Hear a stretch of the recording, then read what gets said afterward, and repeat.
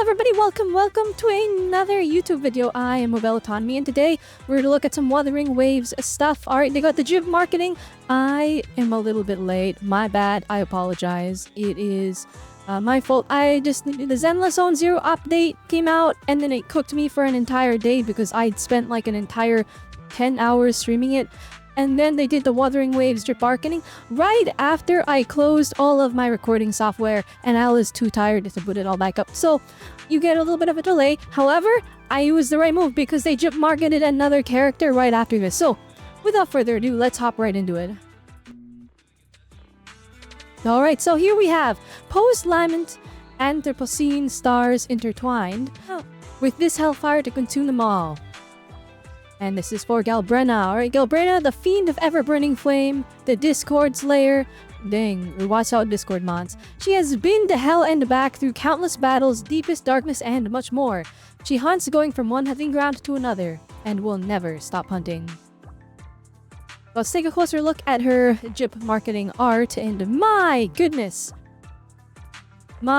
this is a very, very good art. Is flipping the blue and the orange art, as we all know, complementary colors. You know that they are top quality, and people spam this color scheme because you see it on every single movie poster. Go ahead, go look at a movie poster. You're gonna see red, or you're gonna see orange and blue, maybe a little bit of red in there, but it's orange and blue all the time, and it's a really strong color combo. So of course, now we have the blue flames and the orange flames. I assume she's fusion, but I can't speak, but I assume she's fusion, and I don't know where she would fit, like what team she would be in. I mean, the main fusion team right now is Changli, Brant, Lupa, right? And that's the quick swap style. As I don't think that Kuro Games intends you to play quick swap, but you know, our beloved super hardcore fan base plays quick swap because it is better. It does more damage, but you do have to be very sweaty. You have to do a lot of tech skill stuff. You have to keep track of a lot of different resources. Me, I'm not that crazy. I'll just do the regular rotations. I'll wait for the concerto bar to fill up, and then I will do my intro skills and my outro skills, and that's where I like to play. I do know how to play quick swap. We did have to do it a little while back when I wasn't strong enough to clear the end game consistently, so I had to push my numbers a bit higher by being quick swappy. And basically, now we're looking at another potentially fusion character. Unless, hey, if she's Glacio, I will try for her because I'm missing a Glacio unit. I'm trying for Carlotta right now, but not entirely sure what the plan is with Wuthering Waves. All I know is this character looks fire, and the problem is we don't have a break, guys. There's literally no resting point. There is no resting point whatsoever. It's just every single patch there's two must-pull characters, and it's not even like a must-pull because they're meta. It's like a must-pull because they just look too good. Like skipping and saving in Wuthering Waves, it's next to impossible. It is an absolute nightmare. So without further ado, let's hop into the drip marketing video that they put out as well. So let's take a look here. Post-Lament Anthropocene stars intertwined, Galbrena.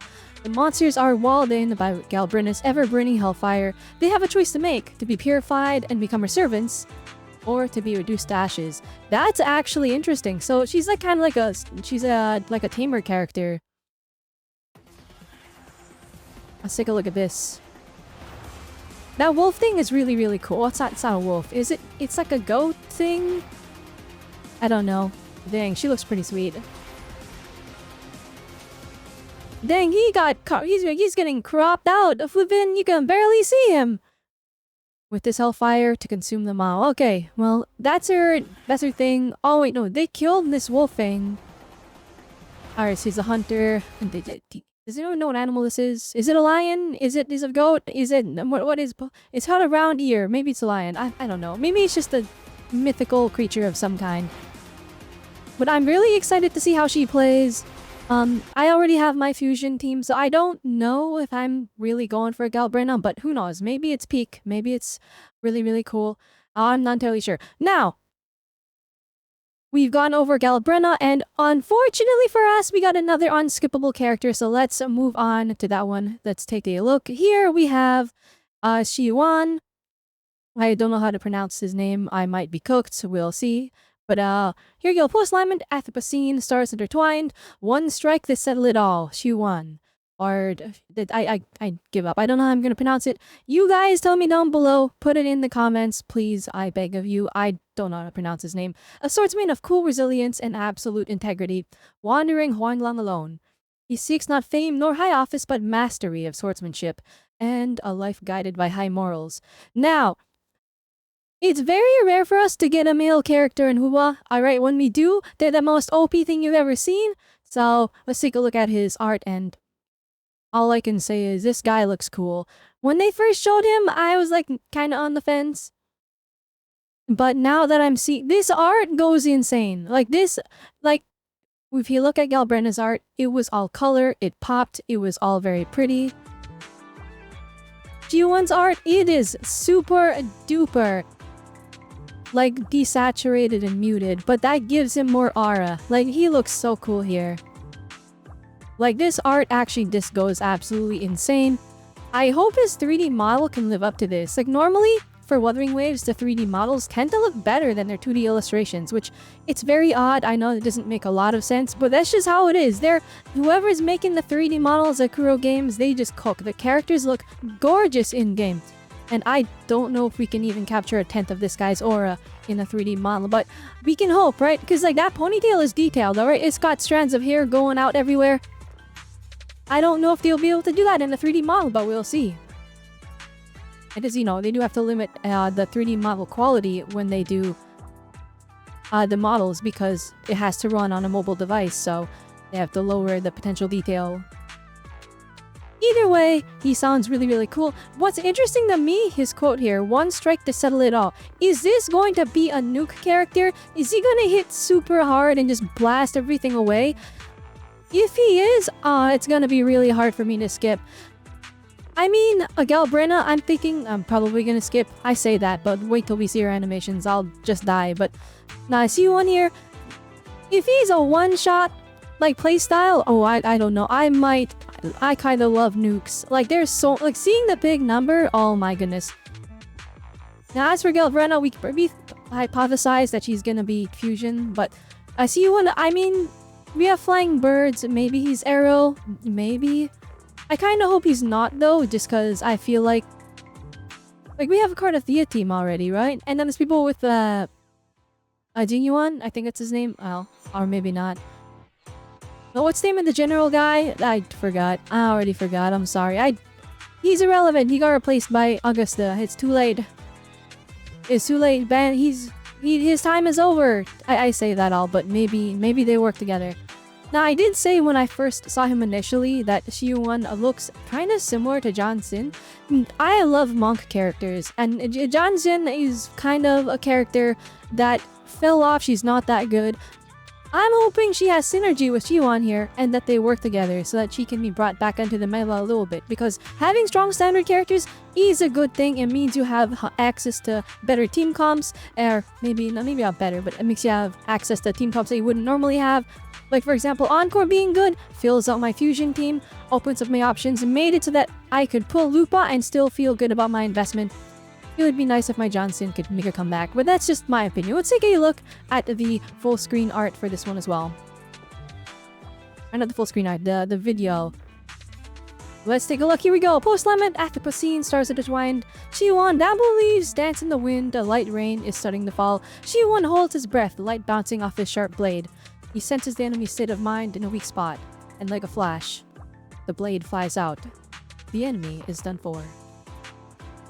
That actually is so hype. Like, the amount, that's just text. We just read some text, and it's already, like, super fire. Let's take a look at this.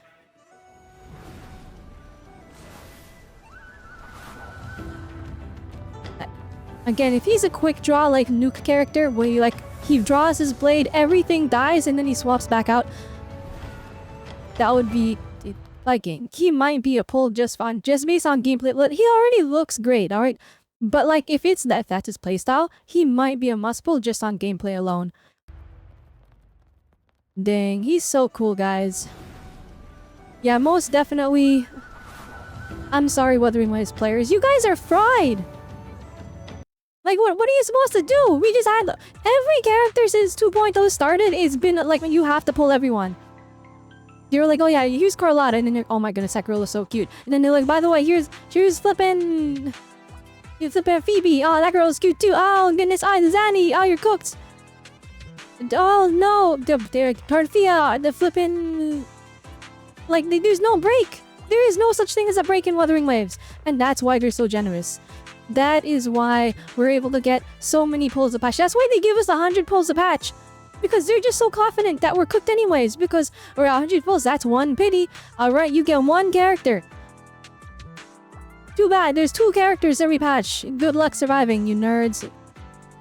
And that's Cruel Games. That's their philosophy, and you know what? I'm all for it. Alright, if you are going to win us over, not through power creep and not through making the main new character the must-have meta, but just by making that character like just so cool, so fun to play, so like, you know, making them so desirable without it being through meta, then you've won. You're doing your gacha job better than everyone else, and that's what I believe. So Wuthering Waves is doing fantastic.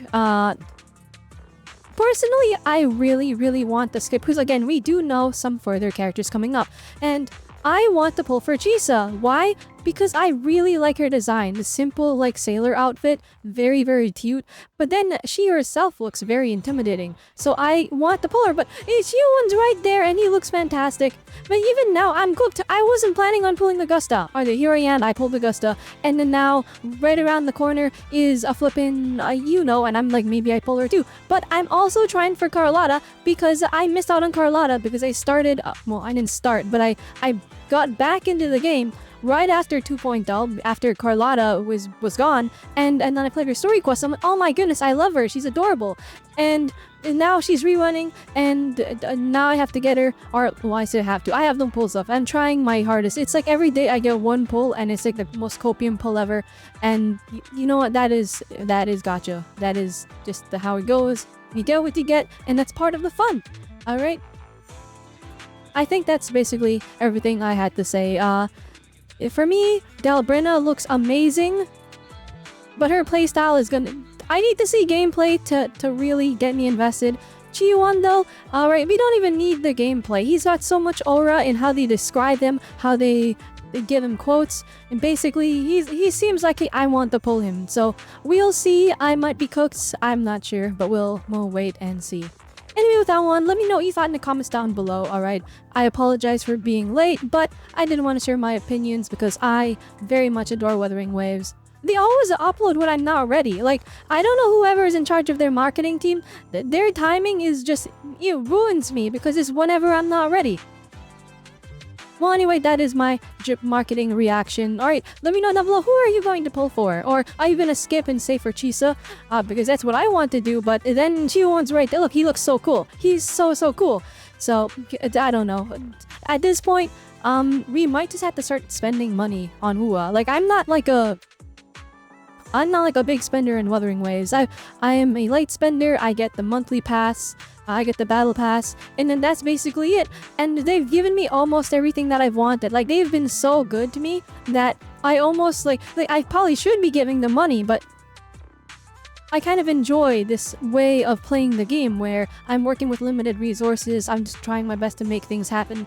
And so if they're gonna treat me well, then I want to enjoy the game with this kind of intended free, or not free to play, but light spender experience. But maybe we throw them a couple bucks because the upcoming characters look too good. They look a little bit too good. I don't know. We'll see. Anyway, if you enjoyed the reaction, give me a like. And if you are somehow not subscribed, then hit that subscribe button, bell notification. I know most of you are not subscribed. Alright, YouTube gave me the analytics. It says like only like 3% of you are subscribed. So, hey, I'm gonna need you to hit that subscribe button because I'm gonna keep bringing the Wuthering Waves reaction content along with some more essay-based content that I'm working on in the background. So, with that, hope you all had a good one. Remember, and 10 waves are nice, so I will see you all next time. Bye!